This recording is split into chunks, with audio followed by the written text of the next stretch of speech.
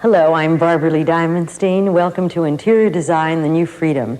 Our guest today is Mario Buata, interior designer or interior decorator or space planner.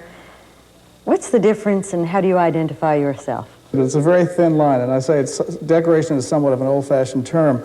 And I think today a lot of decorating or design students who've come out of schools have learned a great deal more about coping with the interior structures of buildings rather than decorating them. I think in the old days, buildings were built, architects put in all of the embellishments. There were moldings, there were fancy windows. I mean, there was everything you could think of. I mean, there might have been pediments, not pediments, but, well, there might have been pediments over the door, or columns, or pilasters, or whatever.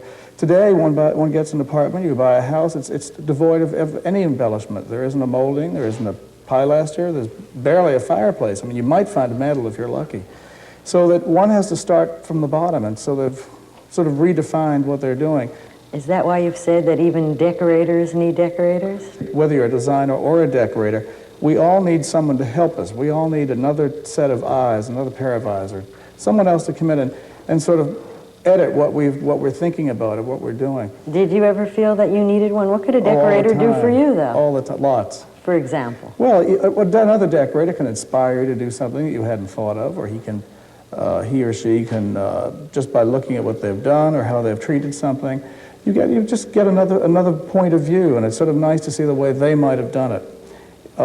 Quite oftentimes, a client, you've worked on a house for a very long time, and you go stale. You suddenly think, well, what am I going to do next? You know, and maybe you've got to go away for a little while and come back. It's this whole thing about not trying to do it all at once. Well, you live and work in a very fine Federal Georgian-style house on Manhattan's Upper East Side. In the walls of your library office, they're filled with Victorian paintings of dogs, lots of dogs, and a collection of vegetables and fruits and various forms in porcelain.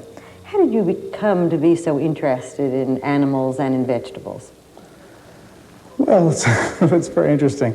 A lot of that has to do with being a human being. I mean, having sort of wanting the feeling of living in the country and yet living in the city. Here I am living in the city. I was brought up in a house that was very contemporary. I mean, contemporary in the sense of it was a 30s house my parents built after they were married, and it was furnished with glass and steel and chrome, all the sort of things that are terribly popular today. How did you come to collect so many dogs? Do you have a real live dog as well? I think in the city it's so unfair to have an animal, unless you can walk them and they have a place to run, or you can take them to the country on weekends. So you prefer looking at them? I prefer looking at them on the walls, yeah. It's a lot easier. You don't have to wash up, you don't have to feed them, it's a lot simpler.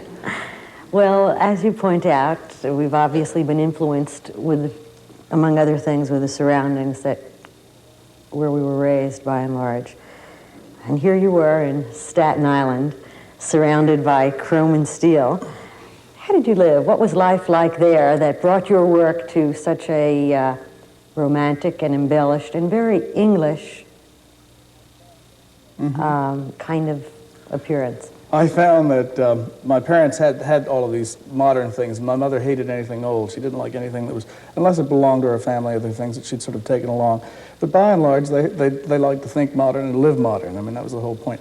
And my mother's sister had a house that was somewhat of an English country house, and it was filled with what I used to call Thomas Chippendale furniture, and Oriental and chinoiserie, which I used to call chinoiserie. I mean, it's just crazy, but or vice versa.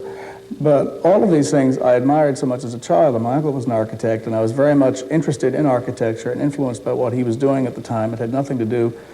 It had more to do with tradition rather than to do with contemporary in those days. And so that what I found myself doing was spending a great deal of time at my aunt's house, and she was always decorating, and she had a decorator come out, and we'd go on shopping trips into town, and we'd have a great old time, and I loved her, and she gave me a great deal that I wasn't getting at home in that part of my life. Well, one of the influences, since I've read so much really about you and seen references to your aunt and her house, was that every room in her house was decorated in a different period. That is an unusual point of view for a professional decorator, well, it is. But it's also one that from time to time you ascribe to. So much of it had to do with travel. I think in the old days people traveled and they went off to China and they'd come back and suddenly they'd want a Chinese room added onto their house, or perhaps they'd go to England. Well, maybe they were, let's say they were English in the first place. But so many of the houses, great houses in England that have so many of these wonderful rooms where you go in and you see it, suddenly you see a Chinese room and suddenly you'll see you know, sort of somewhat of an Italian, whatever. I mean, but so that's when very happen. few people traveled, and now when many of us have the opportunity to travel, does that same international and cultivated view reflect the way we live? I think it does, but in a lesser sense, because I think in the old days you traveled much less. It took you longer to get there, and you spent maybe more time there and a lot of time getting back, and you wanted to cherish all of that, cherish what you'd seen. So you'd see a lot of people reproducing rooms or houses that they'd seen in their travels. I think today it's so easy to get on a plane and go to London that people don't even think about it very much. I think they're too mobile.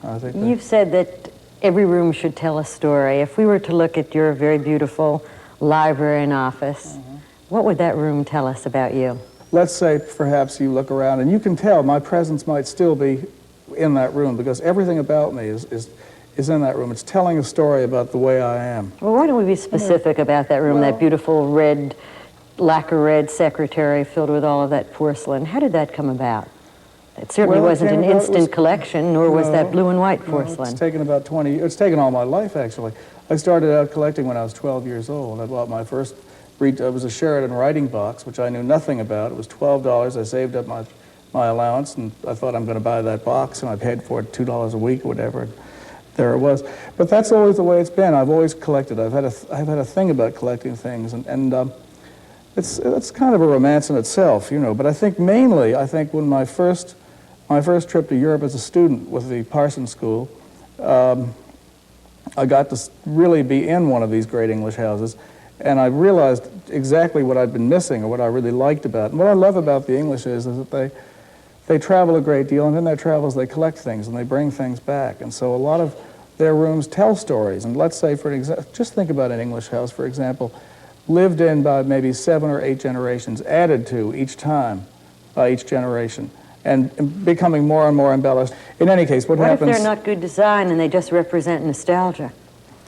I don't think that really matters. I think it's important that the people living in them are happy. I think that's the thing that's more important. Tell us how a fellow from Staten Island becomes, in the short, less than 20 years that you have been in your own practice, becomes the decorator to the rich and famous, including some very distinguished tastemakers themselves, ranging from the president of Bendel's, Geraldine Stutz, to one of your current assignments, a new house for Henry Ford. How did that all come about? That's usually word of mouth. It's the best publicity you can possibly have. You can have all the pictures in the world in magazines, and if people don't happen to see them at that time, but they do happen to walk into a room that you've done, and they feel a certain association with that room. And they feel comfortable in that room? Uh-huh. Mm-hmm. So then, sometimes I think that it must be tough for decorators, because when a client comes to you, what they've seen is, and what they want, is your last job. And I would imagine what you'd like to do is your next job. How do you bring the client along? I think one of the things about my work is that I really don't force myself on a client. I've done some pretty awful stuff in my day. When I look back, I mean, there are things that I could never have, would never you. think of. Yes, me. Like what? Like what don't you want to claim anymore? Like an apartment I did for a singer once, a Broadway singer, who she had come to me through a very conservative client, and this was my first chance to work for someone in show business. And she wanted yellow walls in the living room, and I thought, well, that's a good idea. I said, I think yellow would be very nice. And we painted the walls yellow, and she came home that night after the show and screaming on the telephone about how I hadn't carried out her assignment. I asked for yellow walls, yellow room, and I want the ceilings yellow and the woodwork yellow and the windows yellow. So we painted everything yellow. The next day, we painted her bedroom. It was a butterfly paper with a little yellow, sort of blue and white flowers with yellow butterflies. That was it. Your favorite color combination. My favorite color combination. And that's a story, too. But the paper was applied to the walls. It was hung that day. She came home that night, and again, I had a phone call thinking, ha-ha, she's very delighted. She likes her paper. She didn't like the paper at all. She said, where's the paper? She said, I want the ceiling papered, I want the doors papered, and I want the furniture papered. And I said, but you're going to lose everybody in that. She said, that's the point. She said, I don't want anybody to get out once they're in there. Perhaps you became a bit undone by your showbiz clients since you have such a background in that. The fact is that your father was a society band leader. Do you ever think of yourself as an entertainer? No, not really. I think in our business we have to be part entertainer, part psychiatrist. Very much of a hand holder, you know, kind of. Here you have a small office, a small staff, one assistant, one secretary, and it's contrasted to a lot of other contemporary designers or decorators. You do want to keep it that way. But with that kind of limited staff, how many clients can you have each year, and how do you choose them, or do they choose you, and how does it all work out? Lots of people call all the time, and a lot of people aren't terribly serious about it. A lot of people are shopping for a decorator. Any successful and celebrated decorator such as yourself obviously has the opportunity for more clients than you can possibly manage. How do you choose? People come to me because they want to work with me. Now, I'm not saying that I'm the greatest decorator in the world and I can do everything or anything. I'm not for everybody. I'm only for a small segment of people, you know, out there who can understand what I'm trying to do or what I'm trying to do for them. And basically, I'm trying to bring their point of view out in helping them with their houses. This is where I said I'm embarrassed about some of the things I have done, but the people who live in them are happy, and that's what's important. How much do you learn from a client in general? Great deal. I've had several clients that the relationship has been so incredible in the sense that we've helped I mean, the house just blossomed. I mean, it was like a garden that you'd worked on for 2 or 3 years, and then suddenly it had its most wonderful season, and everything just came to life. And that happens very rarely because people don't often open up, you know, enough to sort of accept what you're thinking and to open up enough to give you, you know, to tell you what's behind their kind of thinking about what they're doing. And what's the catalyst that makes that room come to life? What's the most important thing? Well, I think the people are. I think it's who you're working with. I mean, you can pull a scheme together or pull a room together, and it'll look like something that appears in a magazine or maybe in a showroom in a department store. The point that what we're trying to work with here is work with all the different facets of one's life, bringing out all the things that they like. For example, you talk about my apartment and you say, well, you've got collections of dogs and botanical prints and cabbages and different forms, whether they be painted on canvas or paper or three-dimensional. They're things that mean a great deal to me. You know, I couldn't possibly go out and redo that room tomorrow for someone like yourself. Let's say you came to me and said, well, I love this. Well, unless you married me, which I don't think you're prepared to do. You haven't asked. No. We would have a big problem. No, but the point is, because you can't, those are things that happened over a period of time. The red lacquer bureau, you know, the bureau bookcase you speak of, I bought in England 12 years ago. It was just a whim. I mean, I liked it, I saw it, I liked it, and I bought it for a job. It didn't happen to work out, and I got stuck with it, and it now has a happy place. The point, all of these things tell a story. They're all things that maybe I've picked up on my travels, things that people have given me, or, you know, they're just things you walk into. They become a part of you. Well, let's say a couple comes to you, or a person comes to you, without any possessions, and let's complicate it, and a limited budget, but they have more taste than funds. Mm-hmm. And sometimes that can be challenging too. It can be challenging, and it can also be very pleasing to work with someone like that and do work on the house over a period of time, because it does take years. I like to think of decorating a house the way an artist paints a picture, perhaps a dab at a time on the canvas until the composition, you know, comes together and it's pleasing. It's important to think about that. There's no such thing as decorating a room in 6 weeks or 6 months and saying it's finished, because no room is ever finished. I mean, they continue to go on. It should be a growing, you know, thing that lives. It should live with you. I always said this to my mother, because I said, this is supposed to be a living room, and I said, it's the deadest room in the house. I said, you can't walk on the carpet, it makes marks. You can't sit on the furniture, you have to fluff up the down pillows. I said, what's the point of having this room? Well, how do we begin this long process of decorating an apartment or a house, particularly when the funds are limited, and one is willing to let the space, the environment evolve, but really doesn't want to live in a bare space? Do you start with a few good pieces of furniture? Do you start with a rug? Do you start with a picture? I think you start with the backgrounds. I think the architecture is very important. Getting the doors in the right place, adding any moldings, subtracting any moldings, changing the entrance to a room, perhaps heightening the door or widening it, adding bookcases, making all the structural changes, then doing the backgrounds. the painting of the room. Certainly the best paint job you can afford. If you're You would do the best paint job before you even bought that one good chair.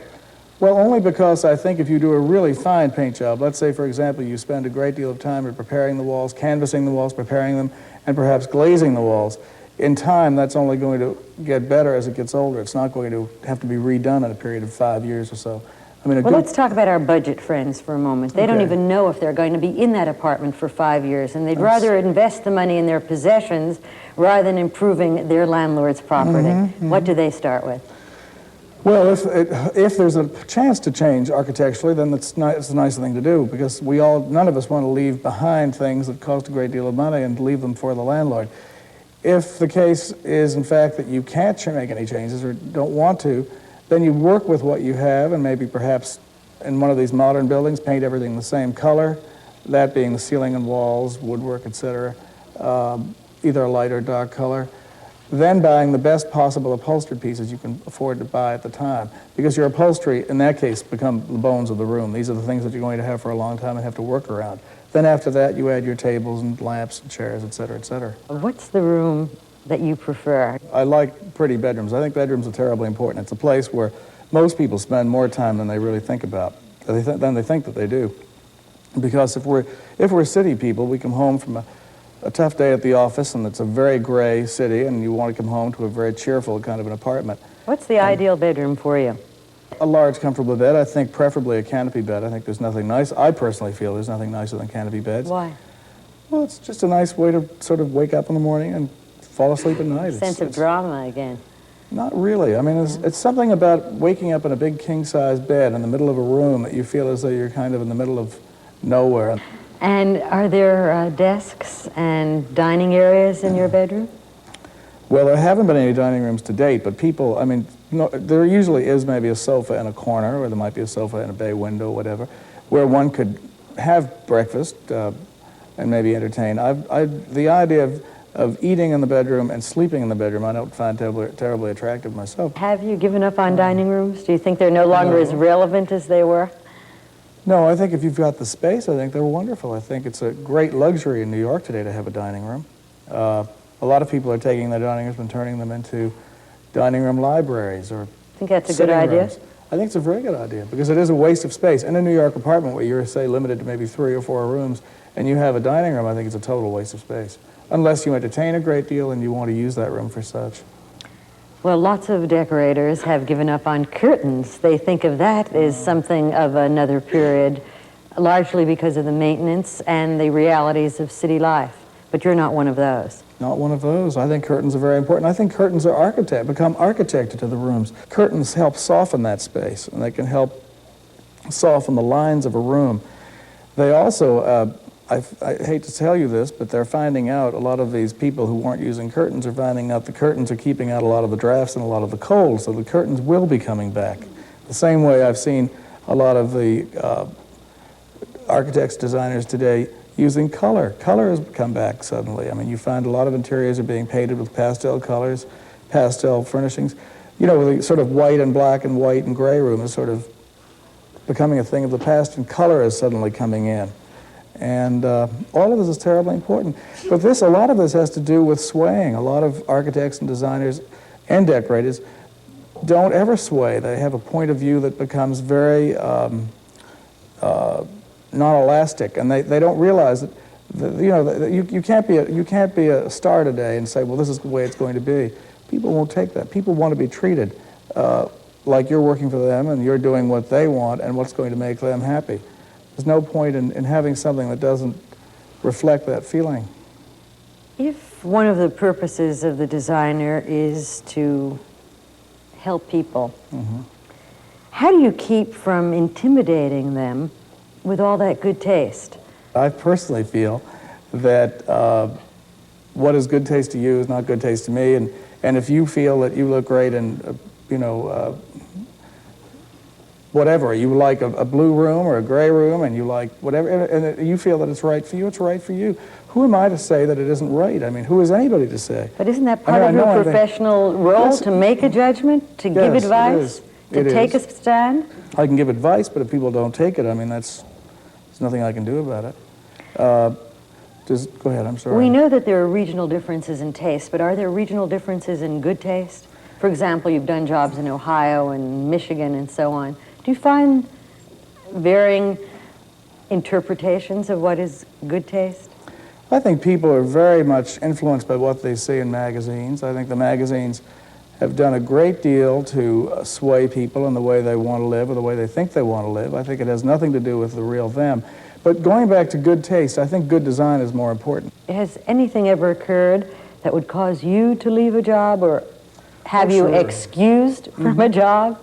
What's the sort of thing that occurs? Yellow butterflies and blue and white paper all over a room. That'll do it every time? That was one of the things that did it. If you come to a point with a client and you're on a job and you realize that you're just not going to see eye to eye and they don't understand what you're doing or what you're trying to do and you don't understand what they're thinking about or how they even think the job out, then there's no point in going on. It's like a marriage that doesn't work.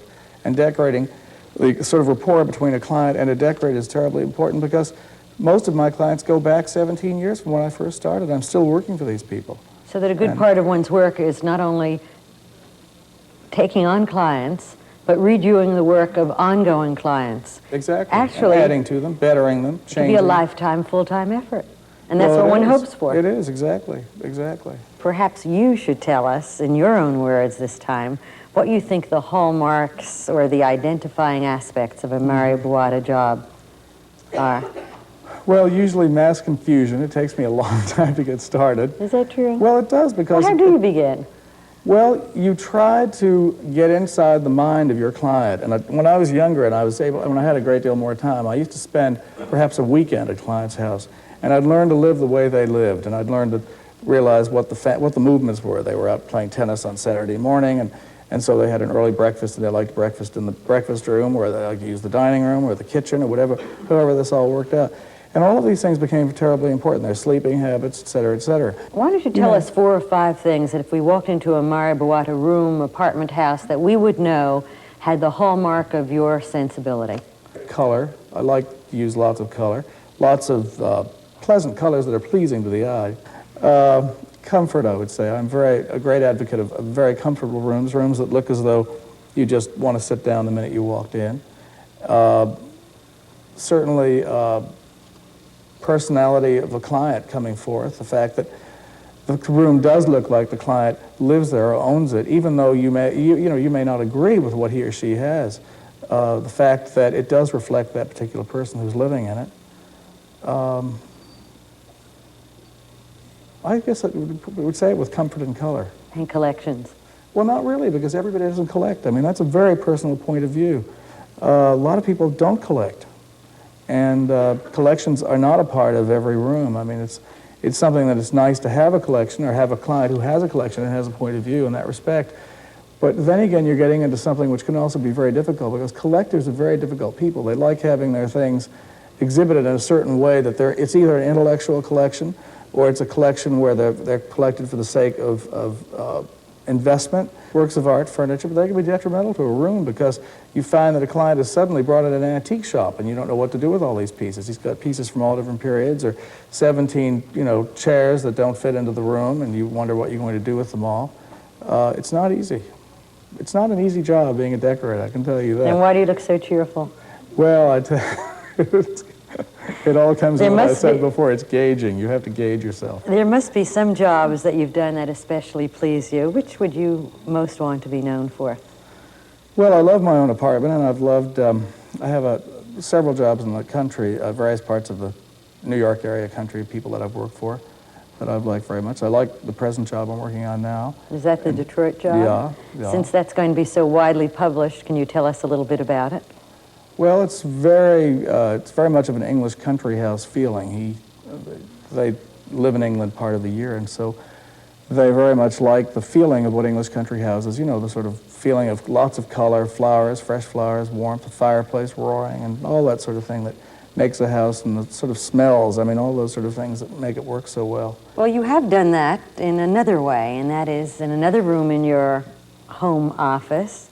You have done, I guess, at least what this woman's fantasy is, what a decorator should do for a client, because there you have every imaginable textile fabric rug that reflects your taste. Why don't you describe what that room is like? Well, it's a little thing I learned years ago because I've always worked out of a closet. You know, all these years that I've been in the business, I've always had little tiny closet areas to work out of. And this was my first chance that I really had an office and to spread everything out. And everything over the years had to be terribly organized, plastic boxes for everything you could think of, so that each of the plastic boxes holds every which kind of material that we use, whether they be samples of wood, samples of glass, samples of fabric, window shades, window blinds, paint samples, and all of these things need to be in one place where you can find them. And so in that particular room, you see that all of the things are organized by color, so that all the paint colors are together by color, all the fabrics are together by color, and all the various sort of pillows and objects and things that I might need to finish a room would be there to sort of help things move along swiftly, But it has to be organized. Organization is very important. One of the things that struck me about that room, and I'm talking about your workshop, Mm-hmm. is that appears to have evolved as well. Something that has evolved over a long period of time. Implicit in that view is that decoration is not fashion, that colors do not change, that there is not a great shift in emphasis. Is that accurate about the way you feel? It's accurate about the way I feel. I've never changed. I've had the same chintz in my sitting room with the dogs that I've had since 1962. I've never changed. I've moved 4 times, and each time I moved, I just added onto the curtains either this way or that way, so that they've been with me. They're like old friends. Are you that enterprising with your clients' curtains too? Oh yes, absolutely. Yeah. But so many people revive periods. The 50s and the 60s seem next. Where will you be then? Right here in 1980. And what's your next job? In the 80s, rather, I should say. Pardon me? And what is your next job? Is there a particular assignment that you have in mind or you wish that you could do? Not really. I think I'd like to take a little rest. I think that's what I'd really like to do at the moment. Thank you, Mario Buatta, for being part of today's program. I'm Barbara Lee Diamondstein for Interior Design, The New Freedom.